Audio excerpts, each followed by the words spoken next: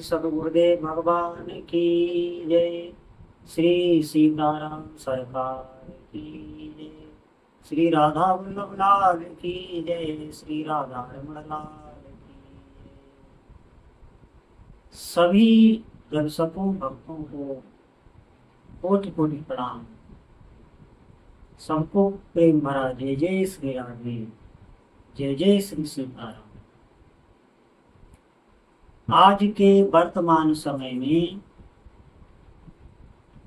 भौतिकवाद पर इतनी हमारी श्रद्धा बढ़ती जा रही है, इतना विश्वास बढ़ता जा रहा है कि प्रकट में जो हम देखते हैं, हम इन इंद्रियों से जो अनुभव करते हैं विषय संसर्ग का, उसी को हम सत्य मानते हैं, उसी को हम प्रमाण मानते हैं।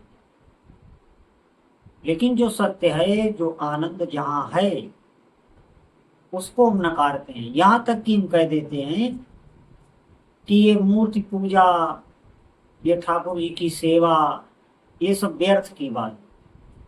बहुत आप ध्यान से सुनेंगे, बहुत ये महत्वपूर्ण विषय है। देखिए, जो चेतन है, जिसे हम परमात्मा कहते हैं, ब्रह्म कहते हैं, वो हमारे भीतर ठीक उतना ही है जितना वो परिपूर्ण व्याप्त है। लेकिन उसका हम अनुभव नहीं कर सकते। आप समझे इस बात, क्योंकि हम रूप में फंसे हुए हैं। आप बुद्धि से कितना भी विचार करें, आप कितना भी विचार कर लें, विचार के द्वारा आप समझें कि हम निराकार निर्गुण ब्रह्म को पा जाएंगे, आप नहीं पा सकते। आप करते रहे साधना, पूरा आपका जीवन निकल जाएगा। और अगर आपने भूल से भी भगवान के सगुण साकार रूप की निंदा की, तो आप निश्चित समझिए आपकी दुर्गति तो भक्ति है। क्यों? क्योंकि ये जो भगवान का सगुण साकार है, ये भगवान के द्वारा ही स्थापित है। ये वैदिक है, ये कोई काल्पनिक नहीं है। क्योंकि भगवान अर्चा विग्रह के स्वरूप से साक्षात आते हैं हमें सेवा देने के लिए, मात्र सेवा देने के लिए। उनकी रक्षा हमें ही करनी पड़ती है। क्यों? क्योंकि वो भगवान सेवा कराने के लिए ही आए। वो आप पर पूर्ण निर्भर है। उनको आप ही भोजन बना के प्रसाद पवाइए, आप ही उनको जल पिलाइए, आप ही उनको शयन कराइए, आप ही उनका श्रृंगार करिए, और उस सेवा का आपको आध्यात्मिक लाभ मिलेगा। इसमें आप ध्यान दें, वहां पर ये तर्क नहीं चलेगा कि ये बोलते नहीं है, अपनी रक्षा नहीं कर पाते, ये कैसे ठाकुर नहीं है। लेकिन वो अपनी रक्षा नहीं कर पा रहे हैं, लेकिन वो हजारों लाखों की मनोकामनाएं पूर्ण कर देते हैं। ये बात आपको माननी पड़ेगी। वो साक्षात होते हैं। भगवान अर्चा विग्रह के स्वरूप से आते हैं अपनी सेवा कर पाने के लिए, और आप उसी से, आप ध्यान में, उन्हीं की सेवा से आपको उस चेतन तत्व का अनुभव हो जाएगा। वही चेतन तत्व ही साकार रूप में आता है। जैसे आप समझें, जो हमारा मूल धन होता है, उससे व्यक्ति को ब्याज ज्यादा अच्छा लगता है। आप समझिए, इसी प्रकार ये जो साकार रूप है, ये ब्याज है। इसमें जो आनंद आपको आएगा, वो आपको निराकार निर्गुण ब्रह्म की उपासना में आ ही नहीं सकता। वो एक ही है, वही निराकार ब्रह्म ही साकार रूप में आता है। भक्तों की अभिलाषाएं पूर्ण करने के लिए, भक्तों की इच्छाएं पूर्ण करने के लिए। आप देखेंगे हर साधक की एक इच्छा होती है।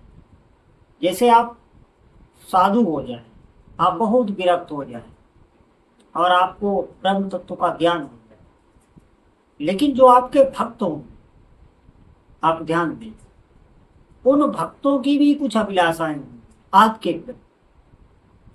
वो सबकी अलग अलग होगी। ठीक इसी प्रकार भगवान अपने भक्तों की इच्छाएं पूर्ण करते हैं, और इसीलिए उनको साकार रूप में आना पड़ता है। हमें इन विवादों में पड़ना ही नहीं, हमें यहाँ पे श्रद्धा करनी है। ठाकुर जी के नाम से, रूप से, लीला से, धाम से आप बिल्कुल इसे छोड़े ना। देखिए, जिन लोगों को, जिन्होंने बहुत निंदा कर दी भगवान के विग्रह की, संतों की, इन पवित्र शास्त्रों की, तो आप समझें उन्हें ऐसा कलंक लग जाता है कि वो उनका जीवन निश्चित ही अव्यर्थ होने वाला है, और किस कल्प में, किस जन्म में उन्हें मनुष्य शरीर ही मिले इसकी कोई गारंटी नहीं। आप ध्यान दें, ये वैदिक मार्ग है, ये सनातन है। हमें एक एक बात को समझना चाहिए, विश्वास करना चाहिए। ये जो संत कह रहे हैं भगवान नाम जप करो, भगवान नाम जप करो, ये कोई साधारण बात नहीं है। एक से एक निराकार उपासक हुए हैं, लेकिन उन्होंने नाम जप ही किया। किसी मार्ग का कोई भी संत हो, वो नाम जप ही करता रहा है, और नाम जप के लिए ही वो आदेश भी देता रहा, चाहे सगुण भक्ति का हो, चाहे निर्गुण भक्ति का हो, चाहे कोई तपस्वी हो, चाहे गृहस्थ संत हो, वो उसका आश्रय केवल नाम जप ही होगा। तो अगर हमें उस स्थिति को प्राप्त करना है, इन्हीं नेत्रों से भगवान के दर्शन करने हैं, जिनके बिना हम रह ही नहीं सकते, तो हमें भगवान का नाम जप करना पड़ेगा, अधिक से अधिक नाम जप करना, क्योंकि इसी से हमारी इंद्रियां और ये मन पवित्र होगा। ये मन ऐसे शांत होने वाला नहीं है, आप समझिए। ये बहुत काल से इसे भोगता आया है, और ये ऐसा माया भी है कि इससे आप पार नहीं पा सकते। ये आपको हराने की सब युक्तियां जानता है, इससे आप जीत नहीं सकते। इससे आप तभी जीत सकते जब आप नाम जप कर सकते। इसे हराने वाला केवल और केवल नाम ही है। नाम ही इसे शिथिल करके, थका के और प्रभु में लीन कर देगा। फिर आप ठाकुर जी के साक्षात दर्शन कर पाएंगे।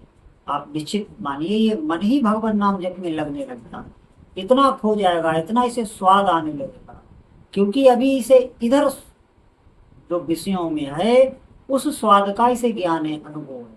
तो आप देखेंगे ये बराबर उधर ही चिंतन करता रहेगा। आप जब भी करते हैं तो देखेंगे ये निकल जाता, कोई साधना नहीं करनी पड़ती विषय में, स्वतः ये मन करता रहेगा। ऐसे ही जिस दिन इसे भगवान नाम जप में स्वाद आ जाएगा, ये लगने लगेगा, यही मन आपको आनंद देगा। इस बात को समझें। हमें अगर सच्ची सुखी प्राप्त करनी है, परमार्थ में आगे बढ़ना है, तो भगवान नाम जप करें, और कोई उपाय नहीं। एक बार मन को अगर स्वाद आ गया तो आप कहेंगे बहुत समय से कर रहे हैं, हमें मन का कोई स्वाद नहीं आ रहा। आप लगे रहिए, निश्चित आप लगे रहिए, धैर्य से लगे रहिए, क्योंकि ये जीवन हमें भगवान के भजन करने के लिए ही मिला है। कभी वो बातें हमें याद नहीं है कि हमारे गर्भ में क्या स्थिति थी, जब हम बहुत बाल्यकाल पर शिशु थे तो किन किन पीड़ाओं का हमें सामना करना पड़ा। वृद्धावस्था भी हमारी नहीं आई है, लेकिन वृद्धावस्था में हम देखते तो हैं दूसरों को, लेकिन उसके भीतर जाके आप अनुभव नहीं कर सकते उसे कितनी पीड़ा है, कितना कष्ट है। आप इसमें ये न देखें कि इस समय हमें साल भर हो गया भगवान नाम जप करके। आप लगे रहिए, पता नहीं कितने जन्मों की मलिन वासना हमारे भीतर रहती है इसी मन के भीतर, और आपको अनुभव होने लगेगा। अगर आप थोड़ा सा भी नाम जप कर रहे हैं तो आपको नाम जप की सामर्थ्य का पता चल गया होगा, ये निश्चित समझ। आप उसे ठुकरा नहीं सकते। जो लोग कहते हैं बहुत समय से भगवान नाम जप करके देख चुके, ऐसा जो कहते हैं उन्होंने नाम जप किया ही नहीं होता, तभी वो ऐसा बोल रहे। नाम जप करने वाला, भगवान के श्री विग्रह की सेवा करने वाला कभी ये बोल ही नहीं पाएगा कि हम करके देख चुके। उसकी साधना बढ़ती है। साधना ये चेतन है, ये सत्य है। साधना साधक को पकड़ लेती है।